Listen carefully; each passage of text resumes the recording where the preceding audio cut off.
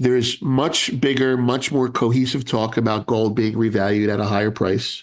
We don't know the price.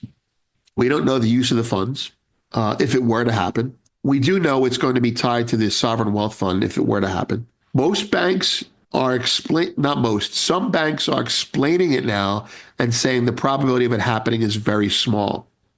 And their reasons we think are weak. It's not orthodox. Well, what's orthodox about Donald Trump?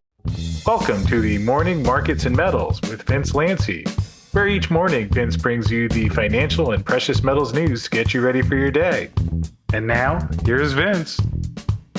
Okay, separating fact from fiction. It's been a very heady last year and an extremely heady, frothy, if you will, last 72 hours.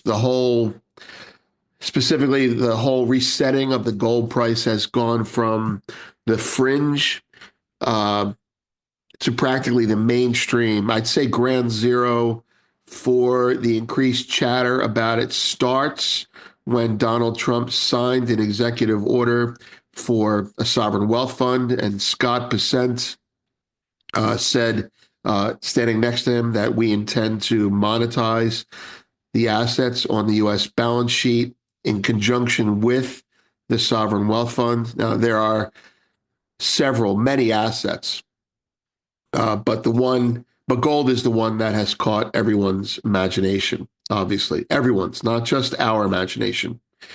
Immediately after that, those in the know, Goldfix people such as yourselves, zero hedge people, gold bugs in general, and people that are financially literate on these topics, because this has far-reaching effects for bonds, the yield curve, for the TGA, and for stocks. Ultimately, this will function if it's done, even if they don't buy bonds. This will function in the marketplace like a QE.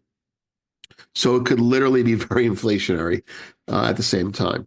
All these people, these analysts, started talking about it, and it became a viral topic.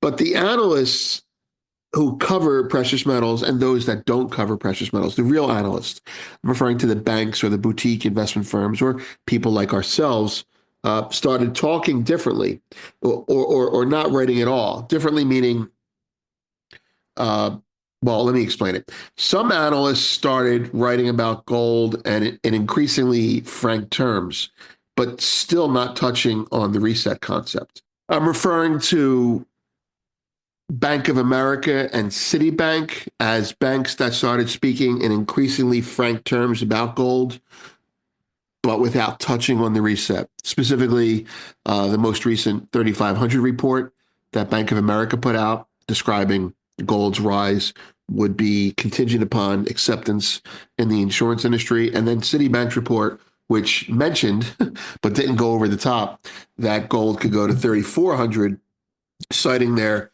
physical model and their new way of looking at gold. Others at the banking level stopped talking about gold at all because they really had nothing good to say or because they were short. Who knows?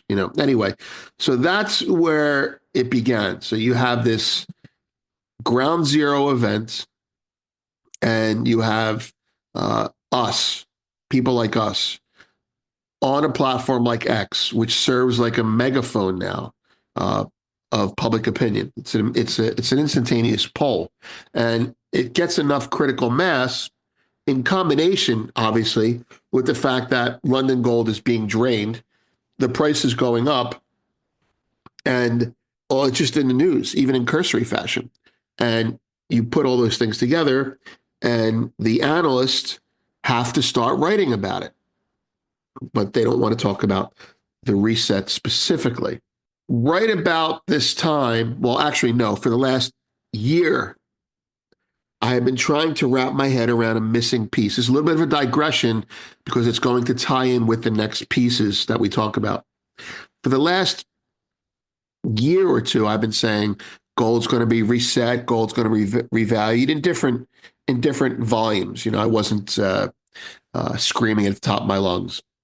But I was thinking of a solution, and you may remember concepts like throwing it out on the yield curve, creating an asset-backed bond. It started with, "Hey Vince, do you think gold will go back? Will go back on a gold standard?" And I said, "No, I don't think so. I could be wrong, but I think it would be. I think it would be bad for the economy." Speaking how the government thinks. I did say, however, that we need to remonetize assets. By assets, I meant gold. And a good way to do that would be to throw gold out on the yield curve. Now, this is something that I talked about in 22 with Tom Luongo and a couple times here early on in Goldfix's as we really started getting going. And then Judy Shelton came out of the woodwork, right? And she's a person that was prominent in potentially prominent in Trump's first administration, and she starts talking about it as well. Now, I'm not pretending that there is an affiliation or connection there. We don't know each other, which is good, you know. But she starts talking about it, and then you have RFK talking about it, and all of this conversation really, in some, you have to tie in Bitcoin with this because Bitcoin got people thinking about it. Strategic Bitcoin reserve, monetizing existing assets. So, the whole zeitgeist, the whole situation is changing, and that's what Trump does. He doesn't move the Overton window. He widens the Overton window. He blows up the Overton window, if you will, and that's what happened. So I was struggling with one thing that I cared about deeply, and that is I know as a trader, right, as an opportunistic, lizard, I know that if you remonetize or revalue gold, I should say, uh, or throw it. If you throw gold out on a yield curve, as Judy Shelton was saying, and I was saying in a different way, but we were essentially saying the same thing, is you really risk destroying the dollar and treasuries. Because if you're going to compete with your own asset, with a new asset, you're basically destroying the old asset. It's like new and improved tide. So if you put it out there to monetize the asset, you're essentially signaling to the rest of the world, if you like treasuries, you'll like gold-backed treasuries. So it's the same concept. And and to quote a founder, I'm just going to say his name, Tom. He's an executive at a bank.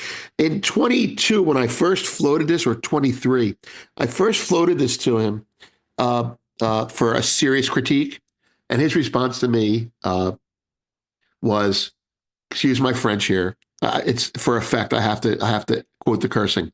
Are you fucking kidding me? Would the United States? Why would the United States sell asset-backed bonds? We hold on to our assets, and as long as the world keeps buying our fucking bullshit paper bonds, we'll keep selling them. And I said, what about a downgrade? He goes, oh, we'll sell more on a downgrade. So the conversation kind of like made me scratch a part of my brain. How would we monetize gold without damaging the dollar and bonds? So that brings us back to the timeline. So the 12th of February, I was thinking about this. It wasn't consuming me, but I was thinking about it.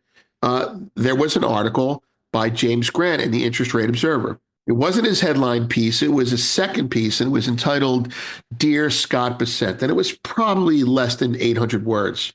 But it wasn't even that dense. It was an easy read. But there was the answer.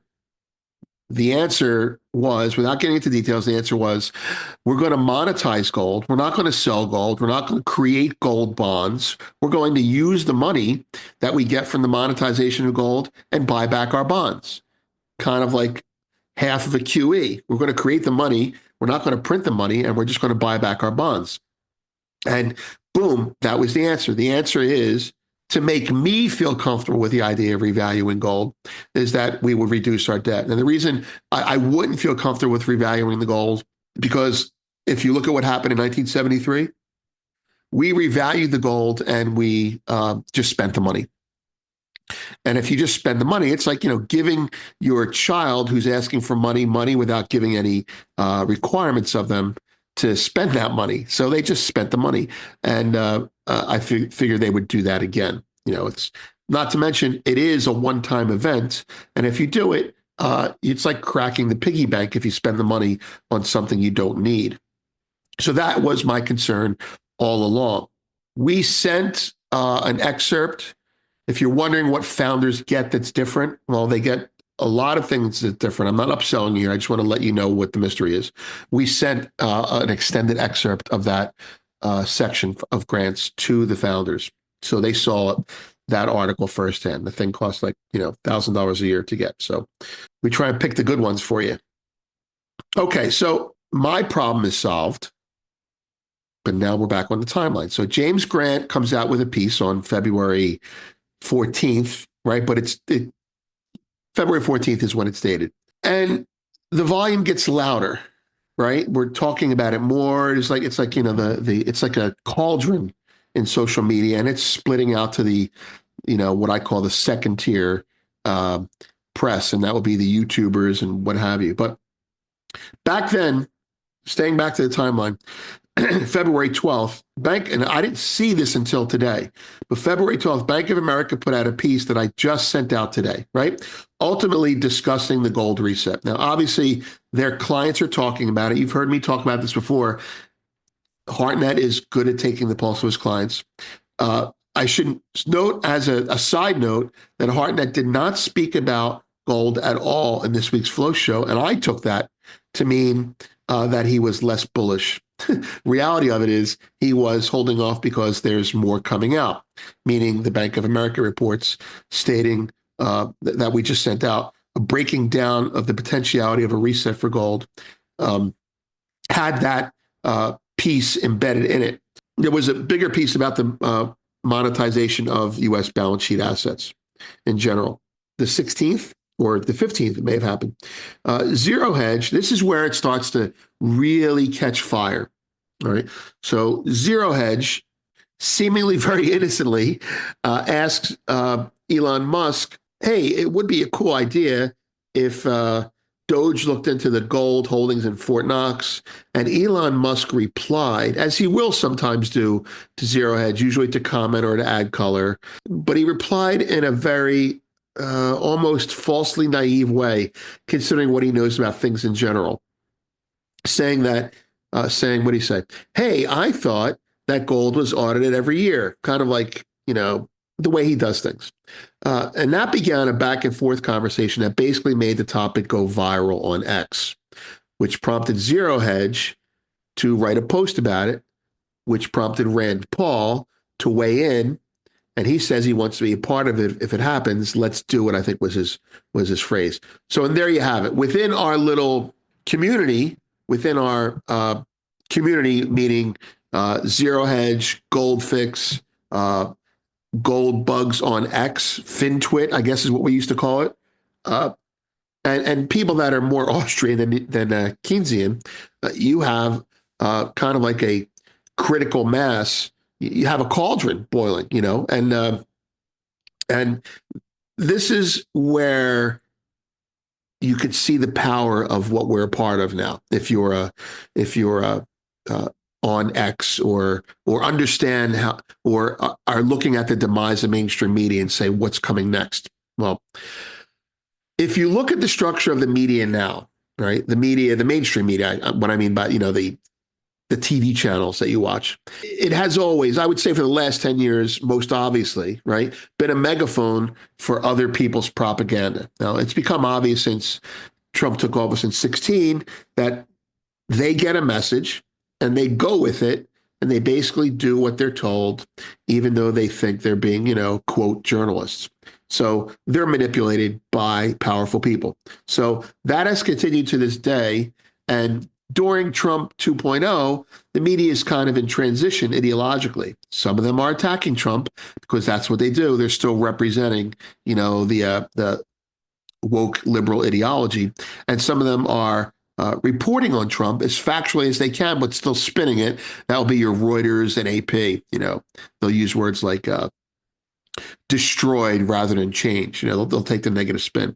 But the more conservative mainstream media is taking its cue, is getting its news from its readers who are also X's readers or X users, right? So this is all tied into gold and what's happening now. I want you I'm trying to make it clear of why it's happening at this time. And Elon Musk and Donald Trump, and even, to an extent, Zero Hedge are all working to make it happen.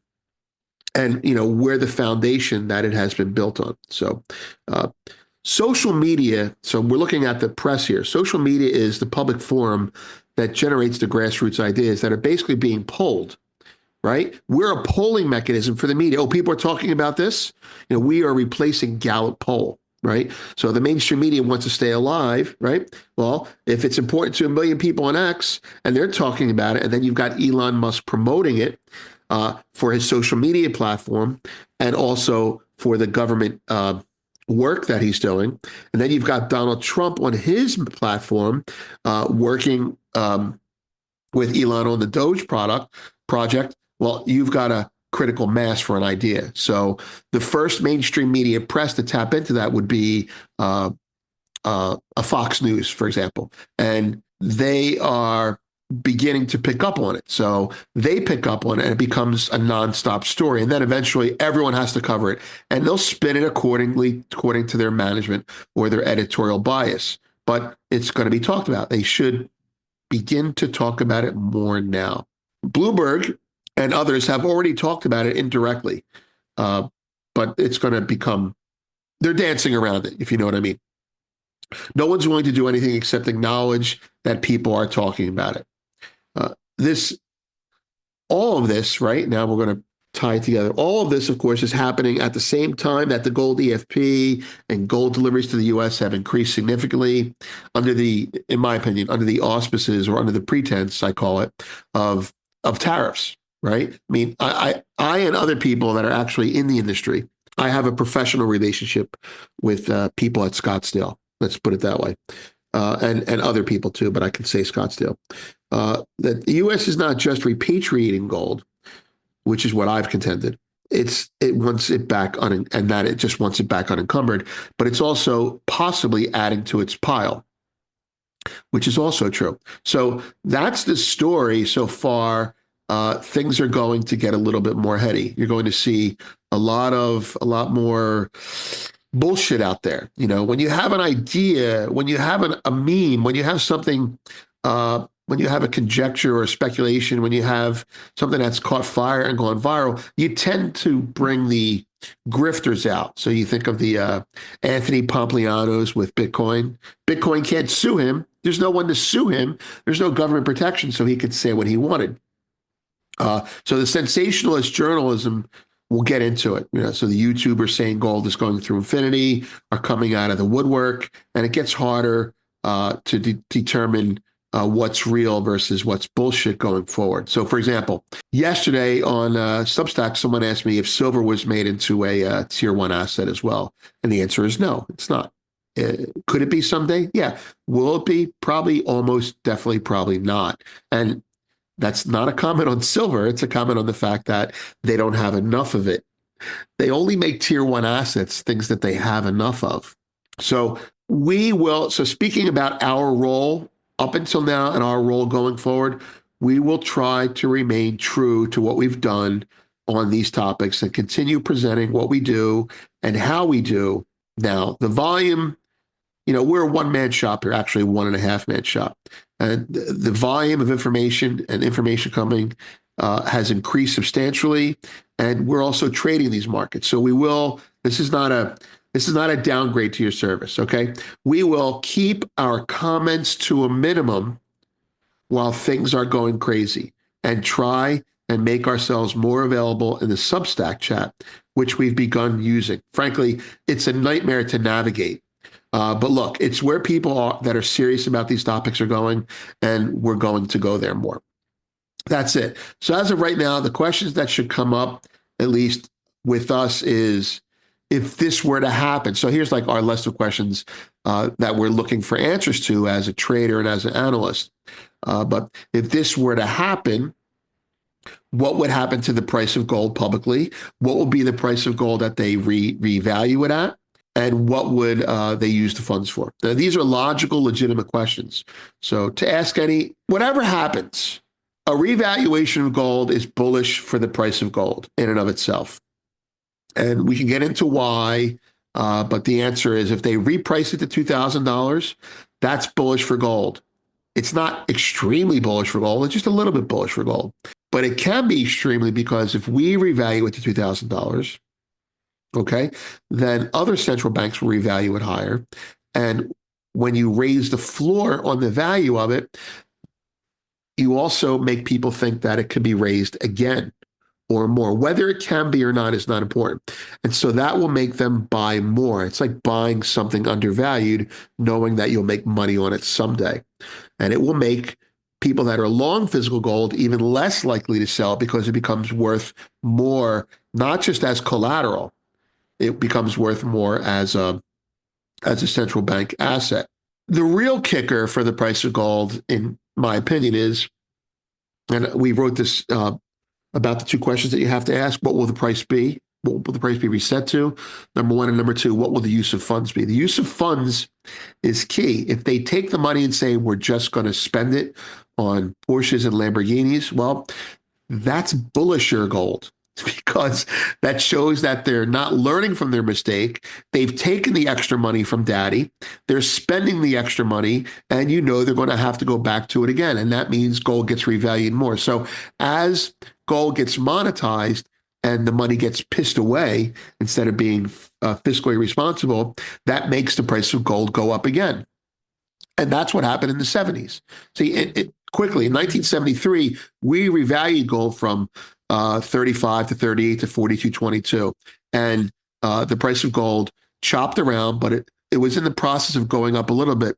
And then it kind of accelerated. And people will say, well, it accelerated because we revalued it higher. No, it accelerated because we took the money and just we just took the money and added it to our spending. We reduced our deficit spending by saying, oh, look, we reduced our deficit spending by $1.9 billion. But the reality is they just spent $1.9 billion more. The reason gold went up is because the Yom Kippur War happened, oil embargo, all these things. And we just kept spending. We didn't use the funds for anything responsible. So what they used the funds for makes all the difference. And that's how every business is looked at when they're raising capital, which is why I think, speaking as a patriot and speaking as someone who wants the same things that Ron Paul wants, that the money should be used to reduce the debt. Because if you reduce the debt, you get waves of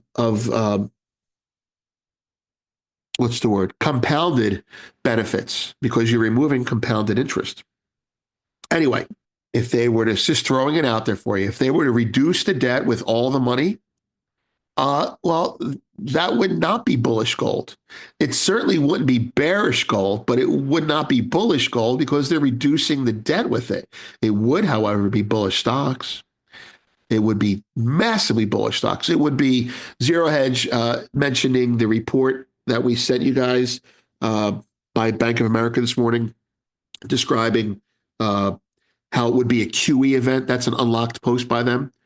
Basically, you're putting money on the balance sheet of the government and telling them they can spend it. Well, it would be a QE event without QE, is the expression that they said in the report that Zero Hedge locked in on, rightly. Well, if you are buying your own bonds with the money, then it becomes like mega QE.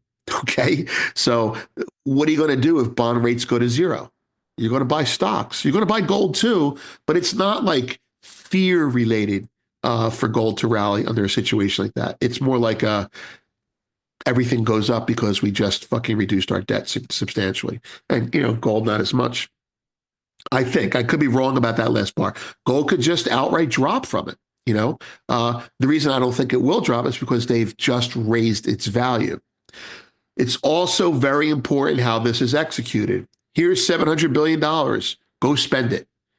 Even if you're spending it on something good, that's a disaster. I see you coming. I'm going to buy every bond in the freaking world, right? And you're going to end up paying too high for the bonds. However, if they were to say put out $1 billion a month, for 700 months, well, then you create a situation very, very similar to what Hamilton actually wanted to do in his sinking fund. You don't do it all at once. You don't do it no matter what. You do it when you can, and you do it in dribs and drabs, hence the sinking fund concept. But those are bigger picture phenomena. What would happen if they were to revalue it? Well, you could have a buy the rumors, sell the news immediately, but that's pretty much it. That's it for now. Hopefully this was helpful to you. You can refer to this, or maybe we'll write up something to make it kind of a summary. But we wanted to get this to you, all of you, so you could get an idea of what's happened over the last 72, to 144 hours regarding things. To summarize again, there's much bigger, much more cohesive talk about gold being revalued at a higher price. We don't know the price. We don't know the use of the funds if it were to happen. We do know it's going to be tied to the sovereign wealth fund if it were to happen. Most banks are not most, some banks are explaining it now and saying the probability of it happening is very small. And their reasons we think are weak. It's not orthodox. Well, what's orthodox about Donald Trump? Bank of America said it's unorthodox and unlikely to happen. I think their title is "The Risk of It Happening is Very Low," or "The Probability of It Happening is Very Low." What's orthodox about what Donald Trump is doing? I think you have to start thinking about fat tails and not probabilities now. And this is a fat tail risk if you're short gold. One thing that I didn't really tie in together was if we're going to have a sovereign wealth fund, right? And we're going to remonetize gold, what do you have to do first? We're going to revalue gold. Revaluing gold means changing its price on your books. Monetizing it means doing something with the money, okay? Those words are not the same thing.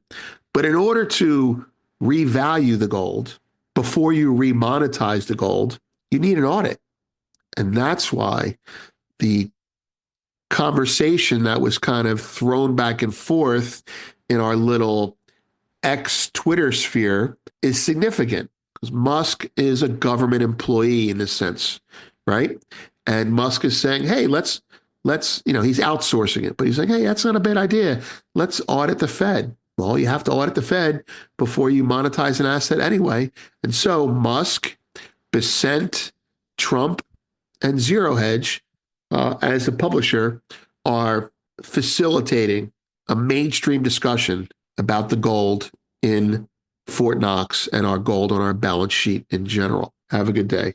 Well, thanks for watching this morning's Markets and Metals with Vince Lanci. We sure appreciate you tuning in and starting your day with us here. Hope you enjoyed the show, and we'll see you again next week. Please note that this video is not intended as legal licensed financial trading advice and is to be used for informational purposes only.